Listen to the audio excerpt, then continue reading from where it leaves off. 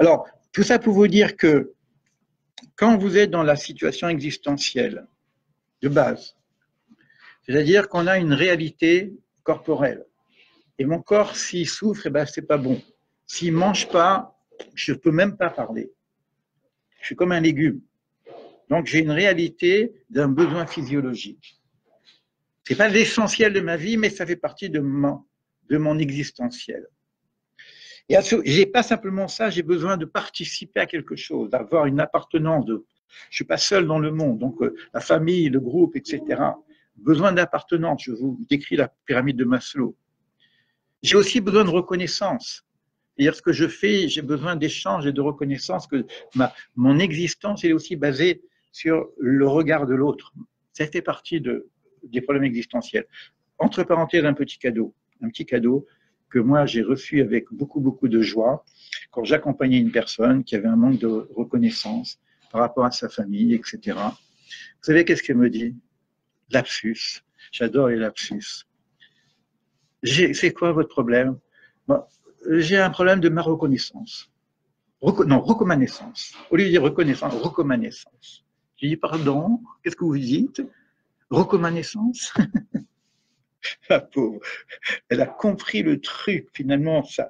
Il fallait qu'elle se reconnaisse elle-même. Bon, elle n'a pas eu de chance, mais elle a choisi quand même. Quelque part, on a choisi. Mais reconnaissance, c'est-à-dire je reconnais ma naissance. J'accepte ce que je suis aujourd'hui dans cet état où je suis. Je reconnais ma naissance. Donc, on a besoin de reconnaissance, mais aussi de reconnaissance. Regardez ça, c'est très important, parce que la conscience morale, c'est nous aussi. Hein, c'est pareil. Donc, on a aussi besoin de sécurité. Tout ça fait partie de sécurité, reconnaissance, appartenance, réalisation, identification, identité, qui suis. J'ai besoin de me réaliser dans ma vie. Et bien, là, quand j'arrive au haut de la pyramide de Maslow, commence pour moi la logothérapie. C'est à ce moment-là, quand je suis pleinement moi-même, que je peux apporter du sens à ma vie et que je peux donner quelque chose aux autres. Donc, il y a bien une progression et une réduction progressive des besoins. Finalement, on voit qu'on a beaucoup de besoins existentiels, mais plus je monte, c'est pas dire que je peux ne plus manger, mais c'est vrai que s'il y a une famine, comment je fais pour mon existence? Est-ce que je peux parler de Dieu à quelqu'un qui crève de faim? Normalement, d'après la théorie de Maslow, non. D'après la théorie de la Shoah, oui. Parce que celui qui crevait de faim et qui donnait son pain à l'autre, alors qu'il était en train de crever de faim, alors que même dans la loi on dit d'abord tu sauves ta vie, et lui, eh ben, il a donné son pain à l'autre, eh ben, il survivait plus longtemps. Celui qui gardait une certaine confiance, il survivait plus longtemps. Et celui qui se jetait sur la nourriture parce qu'il ne pouvait plus comme une bête, il a besoin, etc., ben celui-ci était condamné.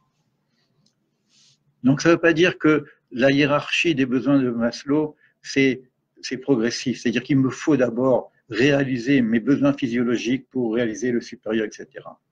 Il y a d'autres outils comme l'échelle de Diels, par exemple, je ne vais pas rentrer dans le détail, mais parce que ce sont des outils importants à connaître aussi, mais qui nous dit le contraire, c'est-à-dire que le stade supérieur nous permet d'aider le stade inférieur.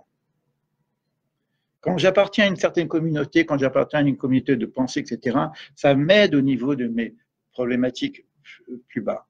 Quand j'arrive à la réalisation de soi, ça m'aide, etc. Mais quand j'ouvre la pyramide de Maslow et que je pars en ouverture vers l'extérieur, comme je vous l'ai montré sur mon petit livre, à ce moment-là, je suis dans un recevoir, mais un recevoir hiérarchique à l'envers, pour pouvoir donner. Donc, on a des outils, on travaille ces outils, mais on les amène à une forme voilà, il y a une finesse dans l'application des outils de la psychothérapie classique, avec cette dimension noogénique, qui est la dimension spirituelle, que nous amène Viktor Frankl.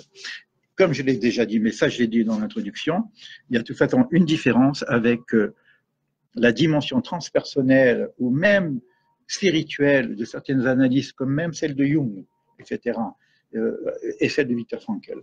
Je ne peux pas rentrer dans le détail pour vous montrer la différence qu'il y a, mais il y a quand même une certaine différence.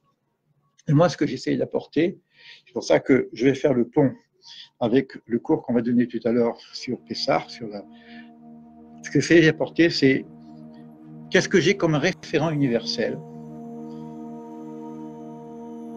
dans la tradition hébraïque et comment ce référent universel peut m'éclairer au niveau de ma propre référence interne.